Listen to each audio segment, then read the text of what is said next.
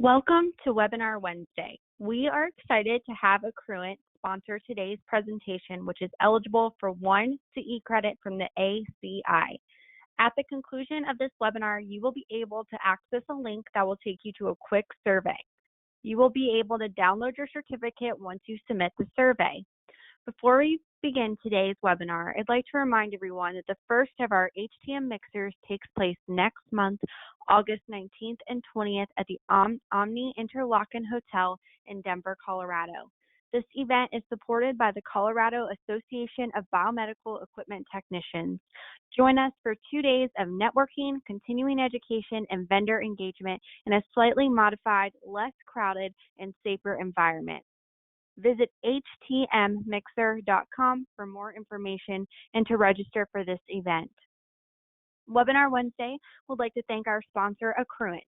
Today's webinar will focus on review medical equipment risk management standards, discussing why alignment with a QMS process is important to you and to the industry, discussing methods to implement a risk assessment process in accordance with standards, sharing results of an implemented plan, and demonstrating of built-in tools using Connectiv and Data Insights. Our presenters today are Al, Vice President of Healthcare Strategy at Accruent, and Mike Zimmer, who is the Senior Solutions Engineer over the Connectiv product. Al and Mike, when you're ready, please begin your presentation. Well, hello and welcome everyone to today's Tech Nation On-Demand webinar from sponsor Accruent. Today's session will focus on instituting the new risk management strategy and Connectiv, and is also eligible for 1 CEU credit from the ACI. And now I would like to introduce today's speakers, Al Gresh and Mike Zimmer. Al is Vice President of Healthcare Strategy at Accruent Healthcare and has held executive leadership roles at AlphaSource, TriMedics, and Alexian Brothers Health System. He also led one of the nation's premier clinical engineering programs at Aurora Healthcare in Milwaukee and has held the chair role at Amy's Healthcare Technology Leadership Committee. He also authored the 2019 Healthcare Technology Management Manual for Amy. Mike Zimmer. Mike is the Senior Solutions Engineer over the Connectiv product. His role includes taking our clients through the various solutions that Accruent offers, as well as communicating market needs to products and engineering teams. And with that, I'm happy to turn it over to Al. Well, thank you, Kelly, and thanks to everyone joining us today. Today we're going to be talking about instituting the new risk management strategy, and the agenda for today is we're going to start out by reviewing the standards related to medical equipment risk management. We'll discuss why alignment with a QMS process is important both to you and to the industry. We'll discuss methods to implement a risk assessment process in accordance with those standards. We'll share results of an implemented plan. And then finally, my cohort, Mike Zimmer, will demonstrate the use of built-in tools using a modern CMMS platform. So let's get started. So let's review the standards related to medical equipment risk. So the July 2018 Joint Commission Standards, EC 020401, says the hospital manages medical equipment risks.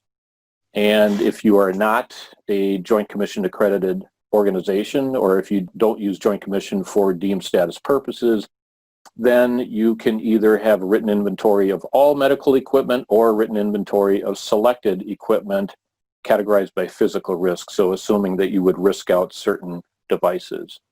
EP2 also says that if you use Joint Commission for deemed status purposes, well then it's pretty easy. You have to maintain a written inventory of all medical equipment. And then EP3 also states that the hospital identifies high-risk medical equipment on the inventory for which there's a risk of serious injury or death to a patient or staff member should the equipment fail. And the note here is that high-risk medical equipment includes life support equipment. Now, I know there's been historically some confusion around this part because CMS uses critical and non-critical, and I do know that DNV and HFAP uses that same verbiage in their standards. And Joint Commission went with the high risk and non-high risk. But whatever you choose in accordance with who your survey entity is, I think the general process would be the same. There's also, this just came out this year, guidance from Amy on ISO 14971. The standard is the Amy ISO TIR 24971-2020. And in that, it says the risk management process can be part of a quality management system. For example, one that is based on ISO 13485-2016 and ISO 14971-2019 requires that the manufacturer establishes, implements, and documents and maintains an ongoing risk management process throughout the life cycle of a medical device. Now, what I will say about this is directed at manufacturers, okay? And the reason I'm encouraging people to go along with or adopt a QMS standard or be in alignment with a quality management system is the FDA has already been pushing for that, and we'll talk a little bit more about that as we go on here. DNV already has this as a requirement in their standards, and I do know that some of our clients have already become ISO 9001 certified, and while there's been a hall pass for a few years if you are a DNV surveyed entity or organization, that's going to end, and I would expect that Joint Commission will follow suit shortly. This is the actual DNV GL standard QM2, where it states compliance with the ISO 9001 standard must occur within 3 years after initial deemed NIAHO accreditation. Organization shall either demonstrate compliance with the quality management system principles, certificates covered by an accreditation, the signatory shall be eligible. Organization shall maintain ISO 9001 compliance or formal certification in order to remain eligible for that accreditation. And like I said, there are a number of our customers who are surveyed by DNV that are already ISO 9001 certified. So from a standards perspective, the requirements that are outlined by the Joint Commission and DNV both come from CMS. So I'm not going to go through all of the standards requirements for DNV because we already covered the Joint Commission ones. But what I really like about DNV is the interpretive guidelines. And it's really both for you and for the surveyor. So you're both singing off the same sheet of music, if you will. So you can see here they're actually called out as interpretive guidelines and surveyor guidance. So it's what the surveyors are using for guidance as well. So here in PE1, physical environment, the interpretive guidelines say that in determining whether or not you include equipment in an AEM program and which maintenance strategies to use in developing maintenance activities and frequencies for particular equipment, the hospital must take into account the typical health and safety risks associated with the equipment's use. Note that risk may vary for the same type of equipment depending on the patient care setting within the hospital where it is used. And this is precisely why it's very important to include location as part of your risk assessment, because you could have a device that it represents a certain level of risk in one care area, and let's say a patient monitor in a clinic versus a patient monitor in an ICU. The risk, if that thing fails, is very different. Okay. So again, continuing on with the PE1 interpretive guidelines, a hospital is expected to identify any equipment in its AEM program which is critical equipment, i.e. biomedical or physical plant equipment for which there is a risk of serious injury or death to a patient or staff should the equipment fail. Now, I called this out before that CMS refers to risk or identifying critical equipment and non-critical equipment versus high risk and non-high risk. And I'm not going to get too far into that because the criteria essentially is the same, right? And your process for evaluating and determining the risk is going to be the same regardless of whether you identify equipment as critical or non-critical or high risk and non-high risk. And then surveyors must focus their review of a hospital's AEM program on critical equipment in that program and the hospital's documentation of the factors and evidence it considered in developing an AEM strategy for that equipment. And we're going to cover how to do that, what are the factors that you should be looking at, and how to effectively score those items, and then we'll do a demonstration of how to capture that information and survey that information within your CMMS. Continuing on with PE1, factors for a hospital to consider when evaluating the risks associated with a particular type of equipment include, but are not limited to, how the equipment is used and the likely consequences of equipment failure or malfunction. Would a failure or malfunction of the equipment hospital-wide or in a particular setting be likely to cause harm to a patient or staff person? How serious is the harm likely to be? So that's the severity index that we'll be talking about. For example, a slightly miscalibrated scale in an adult internal medicine outpatient clinic might not represent significant risk of harm, but a miscalibrated scale in a neonatal intensive care unit could have very serious consequences for patient care. And one of the things I want to call out here too is the value that Data Insights, our Data Insights tool, could bring in identifying how equipment is failing. Okay, so you've got data from thousands of devices across hundreds of hospitals, and if you don't have the information within your own database, you can make that determination from another source. And again, how widespread is the harm likely to be? So this is taking into account the probability, and that was the thing that was missing from the Smith-Fenico risk assessment model was the probability, or the how widespread the harm is likely to be.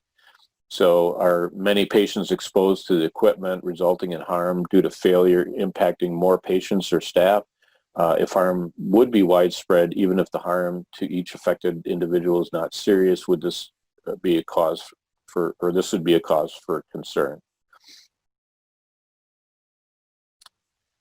Here they talk about information if available on the manufacturer's equipment maintenance recommendations, including the rationale for the manufacturer's recommendations, maintenance requires of the equipment. Are they simple or complex? Are the manufacturer's instructions and procedures available in the hospital? And if so, can the hospital explain how and why it is modifying the manufacturer's instructions? And I think in my experience, a lot of people are scared off by this statement because they're not sure that they have the ability to effectively defend their decision about why they're modifying the manufacturer's instructions. And I'm going to encourage people, do not be afraid of that language. Simply have the documentation and data to support your decision. For example, you could respond to a question about this by saying, look, we assessed how the device fails throughout its life, or the time that we've had it, or we used a data source like Data Insights, which looks at the history across hundreds of hospitals and thousands of like devices, and determined that completing these items that the manufacturer recommends, or doing them at the recommended frequency, does not prevent failures and subsequently does not bring value, or it does not increase the safety of using this device. And that's why we made the decision that we did. Boom. It's just have the data and the documentation to support your rationale, and you're not going to have any issues. It goes on to say if the manufacturer's instructions are not available in the hospital, how does the hospital assess whether AEM uses appropriate maintenance strategies? How readily can the hospital validate the effectiveness of AEM methods for particular equipment? For example, can the hospital explain how it ensures there's no reduction in the quality of the performance of biomedical equipment subjected to alternate maintenance methods? And when we did our AEM webinar, and if you haven't seen that, I'd encourage you to go watch that and listen to it, because in there we talk about how to set up the follow-up reporting and notifications that if your equipment that you put on an AEM program does see an increase in failure rates, that you'll know about it. It'll notify you, and there are ways to do that in a modern CMMS. The timely availability of alternate devices or backup systems in the event equipment failure or malfunction, and then incident history of identical or very similar equipment. Is there documented evidence based on experience of the hospital or its third-party contractor, or on evidence publicly reported by credible sources outside the hospital? And once again, this is where data insights can come into play and provide you the information that you need around how a device is failing, how often it's failing, so that you can support the decisions that you're making to put a device on an AEM program. It provides a number, frequency, and nature of previous failures in the service request, indicates the use of an AEM strategy does not result in degraded performance of the equipment. And as I just alluded to, you can set up reports and monitoring within your CMMS to track that and monitor it and notify you if your failure rates do climb.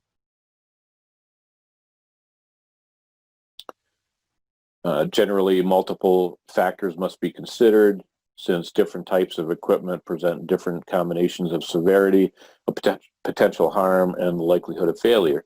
Hospitals expected to be able to demonstrate to a surveyor that the factors it considered in its risk assessment for equipment placed in its AEM program. And I should call out here as well that one of the requirements that is that a qualified person make these assessments. And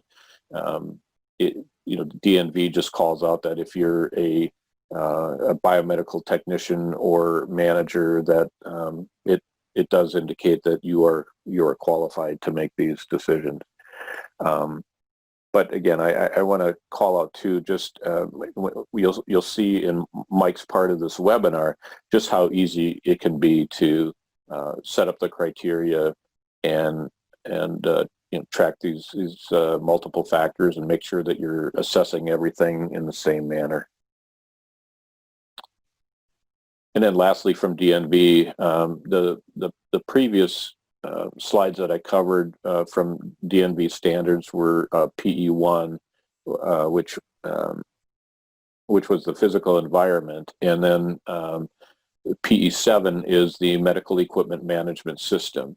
But what you'll find if you read through those standards is that it is identical language in both around the things that I covered. And so this is the section specifically directed at medical equipment management, but the verbiage is identical to what we just covered in the physical environment section.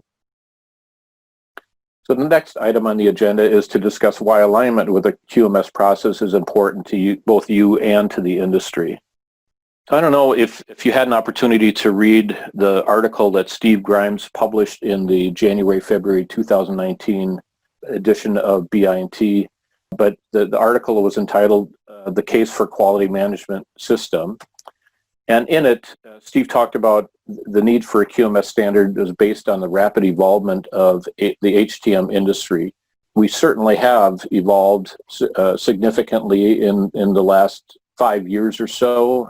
We're now dealing with things like cybersecurity, We're much more involved in the clinical aspect of things, and so it does make sense for us to move down this path. And then certainly convergence of health and IT. By the way, the IT industry already adopted ISO 20000, which is an IT-specific derivative of ISO 9001. So that's going to drive things down this path. And then, as I stated earlier, the FDA is pushing to adopt a quality management system.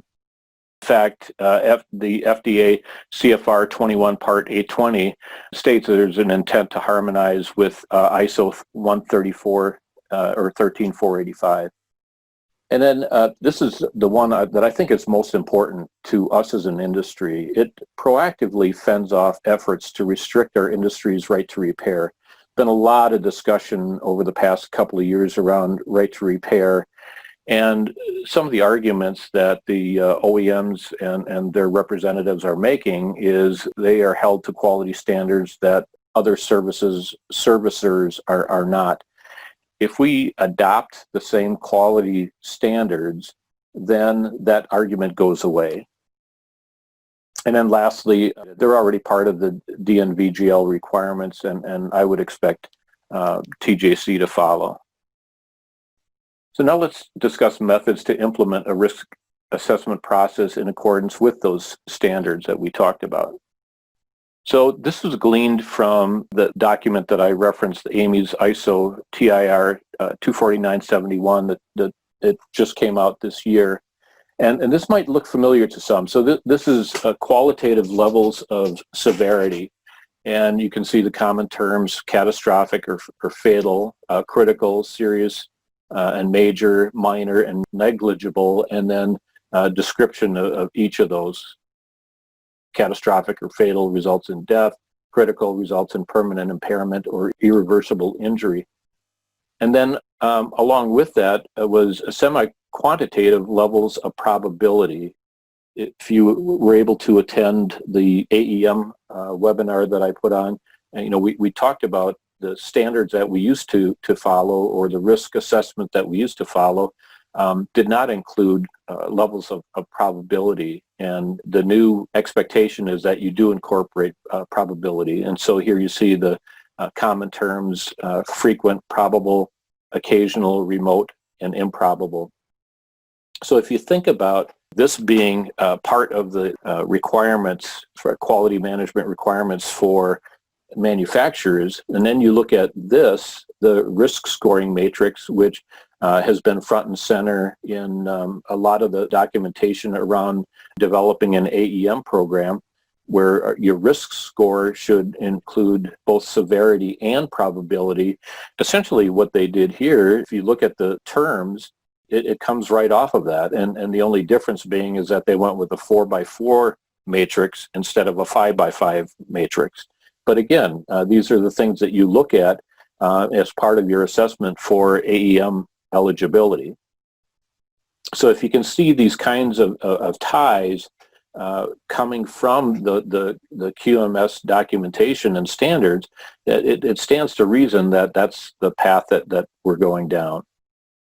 Now, what I pulled up here was the Fennico-Smith model, which included functional risk, physical risk, the planned maintenance requirements, and equipment incident history. And if you think about it, this highlighted area, or the physical risk, is actually replaced by the risk scoring matrix that we just looked at. And yet these other things, I believe, are still important. I know that when I was doing this at hospitals I worked in, the folks that I talked to that have this risk scoring methodology as part of their programs, they all still use these other criteria as part of their risk assessment. So what we're looking at now is the risk assessment policy that I had developed at one of the hospitals that I worked in. And the purpose is to have this kind of a policy is not only to evaluate, but to prioritize the medical equipment inventory. And it's not only important to assess risk in order to categorize your equipment in your inventory, but I used it for prioritizing the work. It's important to effectively prioritize based on those risks. Here you'll see that we had categorized risk group 1, which was based on functional risk group 2, physical, risk group 3, plan maintenance requirements, and in risk group 4, conditional plan maintenance factor and local factoring. And I want to call this out as well. What I'm understanding a lot of people are doing, which is appropriate, is to also incorporate the location. Because you could have the same device in different clinical areas, and yet the risk would be higher in an acute care area versus a non-acute care area.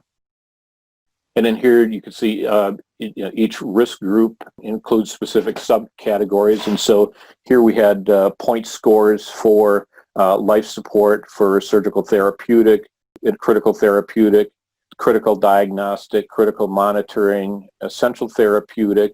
And so here you can see with this, we had a separation of critical and non-critical and appropriate associated scoring. I'm going to show you an example of an assessment tool that is built into a modern CMMS platform, and Mike will go through that and how to set that up as well. And here again, the physical risk in the earlier slide, this physical risk description would be replaced by the risk scoring matrix. And so instead of having an assessment score between 0 and 5, it would be between 1 and 16. And so you could easily replace this and adjust your scoring accordingly. And then the plan maintenance requirements, I would leave the same as what they are. And then the conditional plan maintenance factors, if it requires extensive increased maintenance or substantial increased maintenance, requires increased maintenance or no local variance or default. Again, this is where you factor in the area that it's used and how it's used. And then the last part of this policy talked about prioritization. And so, here again, not only did we use it to categorize equipment, but we set our priorities in doing our work assignments and prioritizing our work accordingly as well. And so our priority ones would, here it was a score of 16 to 23 points. And, again, if your scoring runs from 2 to 34 instead of 0 to 23, because you're changing that one component of the risk scoring factors, then that's really the only adjustment to this policy that you would need to make. And your highest priority one, those are the things that are given the highest priority for testing, calibration, and repair. And then your priority twos, your next level of scoring, those things are also a high priority, but only after your risk one equipment has been addressed. And then you also use your scoring for your planned maintenance program exclusion or your AEM program assessment.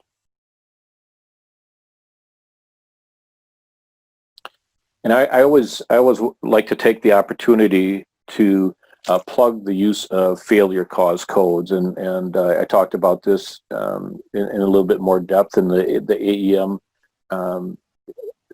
presentation that I had done. But this was the one using evidence-based maintenance that Bin-Sing Wang had developed and utilized, and this was the one that was developed by the CMMS Collaborative, the failure code recommendations. And if you're unfamiliar with that, this was a group of CMMS vendors who got together in cooperation with AAMI. We've been having regular meetings that started at the AAMI conference in Cleveland last year, and we've been continuing to meet with the intent of developing a set of de facto standards. And we decided to start with the failure cause codes or failure codes because that's an important factor in doing your AEM assessments. And anybody that's interested in a copy of this, you can certainly request it. I'm happy to share it. Otherwise, I know that Matt Baratich and Carol Davis-Smith have done a couple of presentations and will continue to do so. We're looking for people to volunteer to adopt these standards and provide feedback. So if that's an area that or if that's something that you're interested in, please let us know. And so I want to share the results of an implemented plan and what this is, and Mike will go into this and actually how to develop this, but I got this from one of our customers, and it's a screenshot of how they took the criteria and incorporated it directly into their CMMS. For each device, you can include the questionnaire that helps you categorize these things, and then apply those to those device types, whatever that scoring is. Before I pass it off to Mike, I do want to take the opportunity to call out that if something is new to your organization, you may not have some of the equipment history to make these determinations. ECO 20401 EP Element of Performance 5, it does state that maintenance history includes any of the following documented evidence that includes information made public by nationally recognized sources. And I think this is an area where our Data Insights tool can come in very, very handy because it does have reliability information and failure rates and how things are failing on any device that's included in that program. Like I said, reliability, life expectancy, top failure modes or mechanisms, and other things like purchase price, total maintenance cost. And so I'd encourage everybody to take a look at that. I think it's a fantastic tool. And we're actually going to be having a new release coming out right now. So some additional features and functionality will be available in that tool. So with that, we're going to demonstrate how some of these tools are available within a CMMS platform to automate some of this process. Mike, I will turn it over to you. Hey, thanks so much, Al. I really appreciate it. Okay, so today we're going to be focusing on the two topics listed on screen. First things first, we're going to talk about risk ranking, risk classification, categorization. How do we create and perform risk assessments within a modern CMMS solution? And then secondly, we're going to be talking about data insights. What exactly is it? I know Al referenced it in a couple of different places within his presentation. So if you haven't been exposed to it already, I'm going to go ahead and do that for us today. So the first thing we're going to be covering is risk ranking. And specifically what we're going to be doing is using the example of a risk assessment that our customer shared with us and how something like that can be created and instituted within a modern CMMS application. So that's exactly what we're going to be going through. How do we create that assessment? What are the requirements out of a modern CMMS solution in this regard? How do we evaluate groupings of assets, dependent upon where they're deployed within your organization that's going to impact their risk score and risk categorization? And then how do we tie a numerical value from something like a risk assessment to the risk classification, risk categorization for that group of assets? So let's go ahead and get started. So I thought today our time would best be spent by taking the example risk assessment that one of our customers had shared with us and show you how you could create this very easily within a modern CMMS solution. And then following the creation of this assessment, how do we operationalize it? How do we apply this assessment against a group of assets that we're wanting to determine the risk score of? And then finally, how do you set up a threshold of sorts around the scoring that results from this assessment so that it correlates to a risk classification or risk categorization of those assets that were assessed? So let's get started.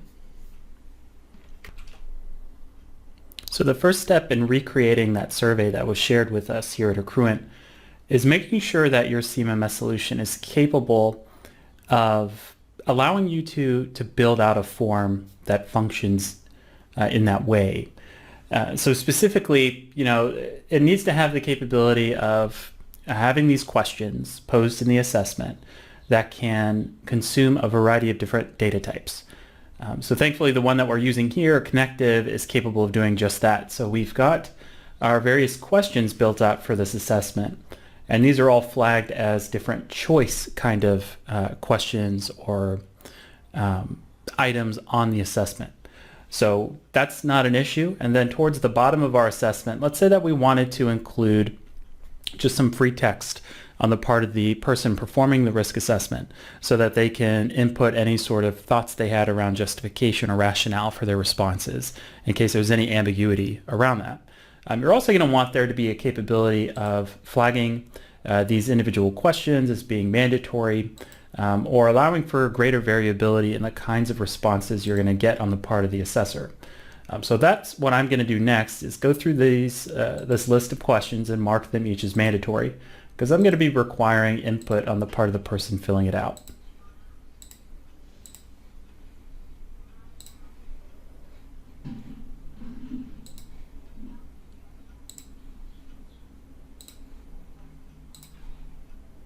So the next step is probably just as or more important as getting these various kinds of questions into your assessment is pre-populating the choice or pick lists with the various responses that you want.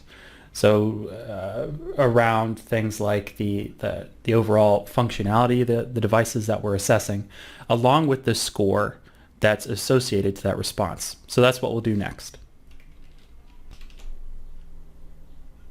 And the way that we configure the choices and the numerical score that goes along with it is very straightforward within a modern CMMS like Connectiv. So the way that we accomplish that is we go into the settings for that particular question, scroll down to the bottom, and you can see that I've already got some functional categories of equipment listed out here. We can see 1 through 5 thus far. We're going to go all the way to 10 for life safety, right? And then the numbers in the brackets here indicate the score that goes along with that particular category. So that when we need to add the 6th category, which is essential diagnostic, I simply indicate the number 6. It's not required in this case, but it makes it easier on the part of the user to know what score is going to be associated with this. Input the additional text around the response. So we'll say additional diagnostic. And then just include the score. So in reviewing the rest of Al's presentation, I noticed that there is an additional question that wasn't included on the assessment that we received from our customer. I'm going to add that. And that has to do with the probability and the severity of different classifications of devices. So I'm just going to add that question around probability to the bottom of the form, though it may make sense for this to be further up in our survey. So let me add that question now. We're going to need to change the type of this, though.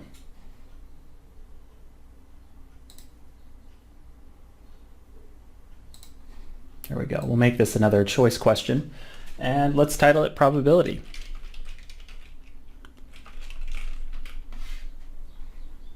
Go into the settings for this field, scroll down, and enter the various choices.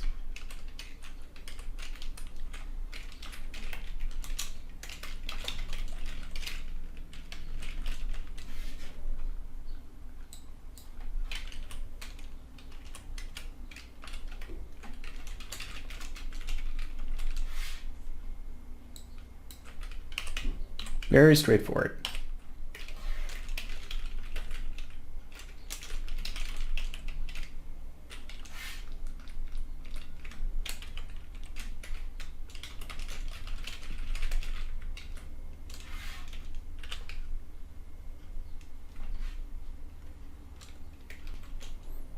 All right, so now that we have all the questions that we want on our survey, along with the responses and the scores associated to them, let's shift gears a little bit and talk about how we put this survey into practice. So that's what we'll cover next. All right, to operationalize our risk assessment, we need to create a risk group or a grouping of assets that you've decided to assess together in order to score together. And the way that's done in a modern CMMS is you simply create a new risk group. Now what this is going to ask you to do is one, pick the source of the score that you're going to be calculating.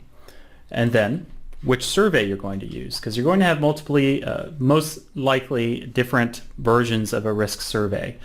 You can notice that it says risk/AEM survey within my environment here. That's because typically, at least in my demonstration environment, I calculate both AEM and risk scores at the same time on the same assessment. But what you do is find the assessment that you just created with all the different questions and answers along with the scores that we've been taking a look at, and select that as what we'll use for this survey or for this risk group.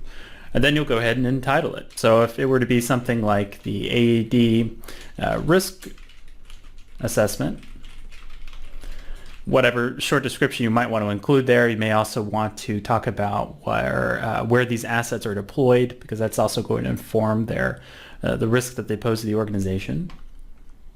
Then you're going to scroll down here, and when it comes to grouping the assets together that you're going to assess, you're going to want the ability of doing exactly that from a very easy to use kind of condition-based search through your inventory. So if this were to be truly AED, I would most likely start off my grouping by taking a look at a particular category of device in my inventory. That device category would most likely be defibrillator.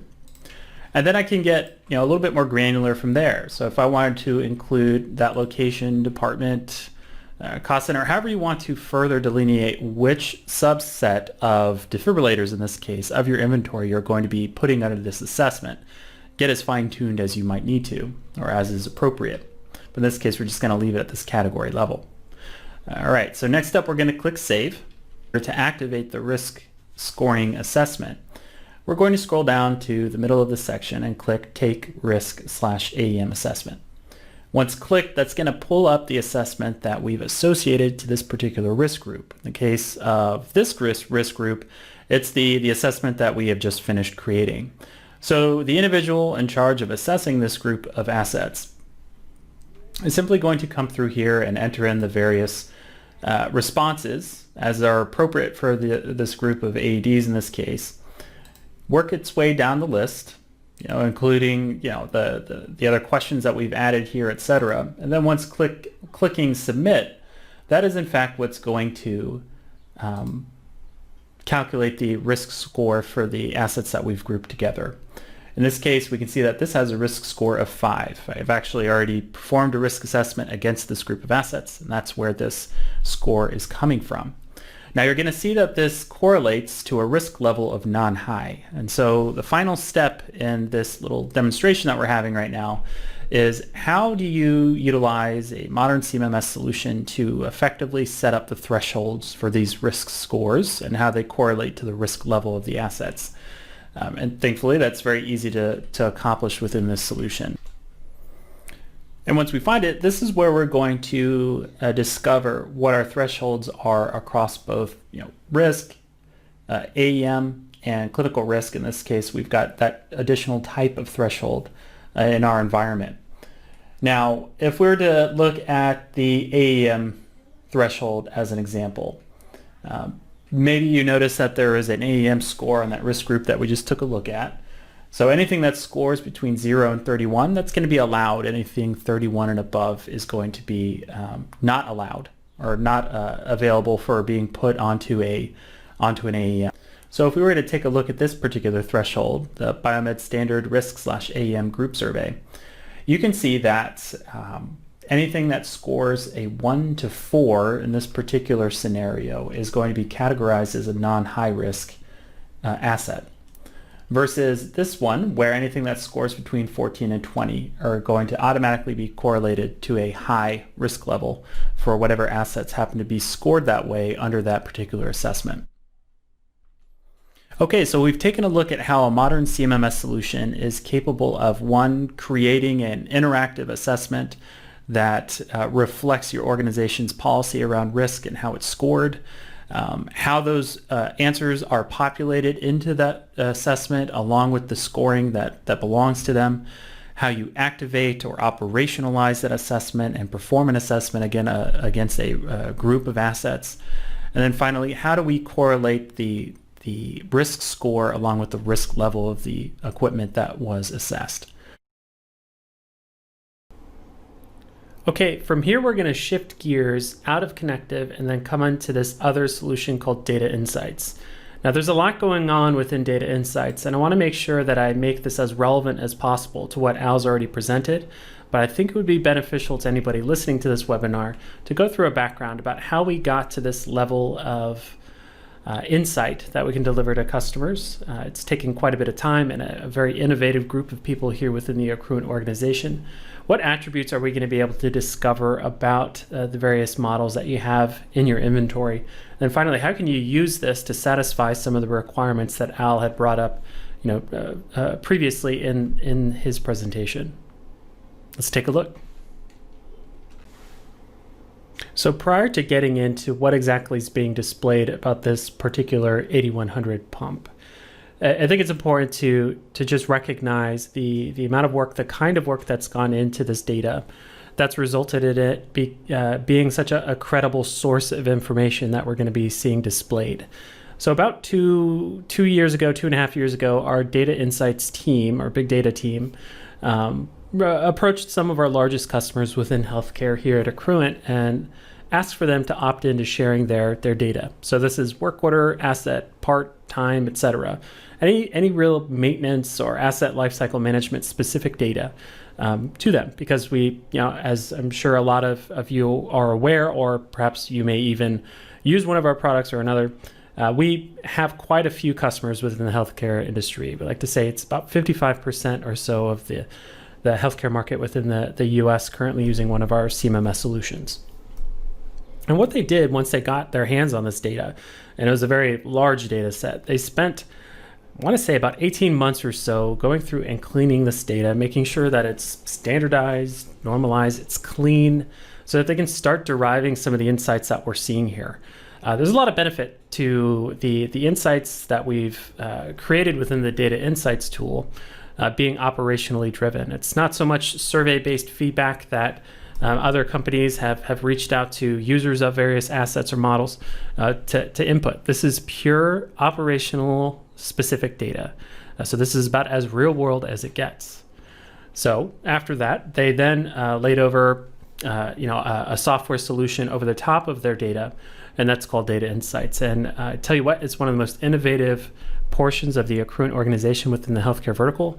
They are always looking for ways of improving their feedback. So if after this little demonstration that we're about to see, you have any ideas, feel free to find a way of communicating that to us here at Accruent. We'll be more than happy to institute that in a new release of the product.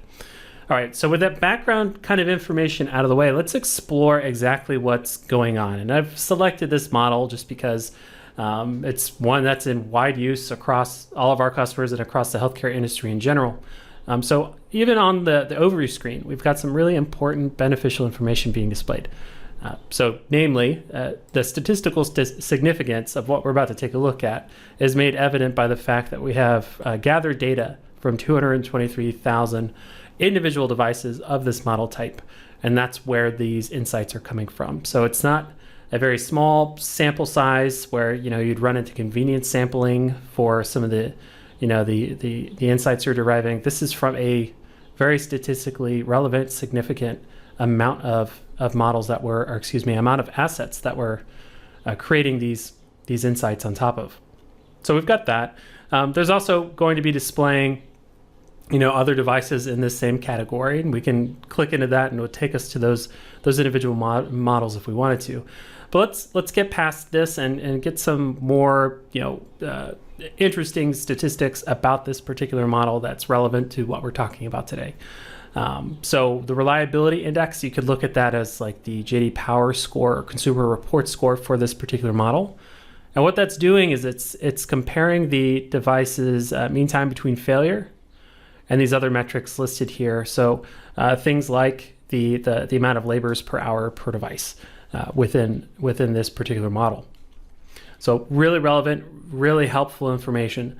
The average failures per device per year. This is really effective for the long-term capital planning aspects around this particular model. Again, each one of these different statistics that I'm showing you almost warrants a demonstration unto themselves. So there's just a ton of valuable information being displayed within this tool. But if we wanted to get more specific with what pieces of this tool should we use with regard to what Al has mentioned, earlier on in the presentation. So if you go back to one of the standards that he brought up, so PE.1, and reference the interpretive guidelines there, you'll notice that it's called out that, what justification do you have in modifying the original equipment manufacturer's recommended maintenance guidelines for a model. It calls out the fact that you can use a credible third-party source of information that provides that kind of statistics for you to justify the move of something like, in this case, an Alaris 8100 from the maintenance recommended by the OEM or vendor to what is effectively an AEM. And so Data Insights works very well with regard to that, to use that as part of your justification for modifying the maintenance schedule. And so the things that you're going to want to include if you're ever asked to provide this information are things like the reliability index, the mean time between failures, the common PM schedules, also very beneficial. And then probably most importantly, you can see the relationship between preventative maintenance schedules, the common frequencies for this particular model, and that's impact over or on top of, that impact or how it impacts the device failures per that schedule. So that's what this particular graph is showing us here. And that is going to provide you with some great detail to justify any modifications that you might make to the maintenance schedule of this, in this case, the 8100. So there's that information that's extremely relevant and pertinent to the discussion that we're having here, to the webinar that we're giving you today. But if we wanted to get outside of just the topics of this webinar, just to highlight some of these items, you're also going to see really important things around the life cycle of this asset, or this model, Now, this can still play a role in your justification for modifying something like the PM schedule frequency on this model. You can see things like its probability of survival by age, asset price, maybe not so much, but still useful information to know, its average life expectancy. Labor analysis is fantastic to have at your fingertips from a resource planning perspective, so you can see the average labor hours per year for this model as it increases over time from both a CM and PM perspective. And an additional important attribute to include in your justification for modification of the PM schedule are going to be the top 10 part failures. So you're going to know, the top 10 mechanisms by which this particular model fails, and when they are, with what frequency do the failures occur. So as I said before, the absolute, the entirety of the Data Insights solution warrants a webinar or a demonstration unto itself, but there are several other capabilities of this solution that are going to be providing our customers a ton of value for years to come. All right, so that covers what I wanted to take everybody through today. I'll go and hand things back over to Kelly for her to wrap it up. Kelly? Thanks, Mike. We are now coming to the end of today's webinar session. If you have any questions you would like us to answer, please contact sales@accruent.com and we will answer them just as soon as we can. Several times through today's session, Al referenced the 10 steps to make your HTM and HFM departments a strategic asset webinar series, which is approved for 1 ACI credit per session and is available on demand at the Accruent website. Go to accruent.com/healthcare under resources and select webinars. You will see the entire series there. The post-webinar certification is automated through Technation and will also be included in the follow-up email coming to your inbox shortly. And with that, we will conclude today's webinar. Thank you very much for attending, and thank you, Al and Mike, for sharing your expertise. Look for the follow-up emails coming to your inbox shortly. Thank you, stay safe, and have a great rest of your day. Thank you, Al and Mike. A quick reminder for our attendees today: to obtain your certificate for 1 CE credit from the ACI, please remember to click the link located below this webinar title to complete today's survey. If you have any questions, you can reach us at webinars@mdpublishing.com.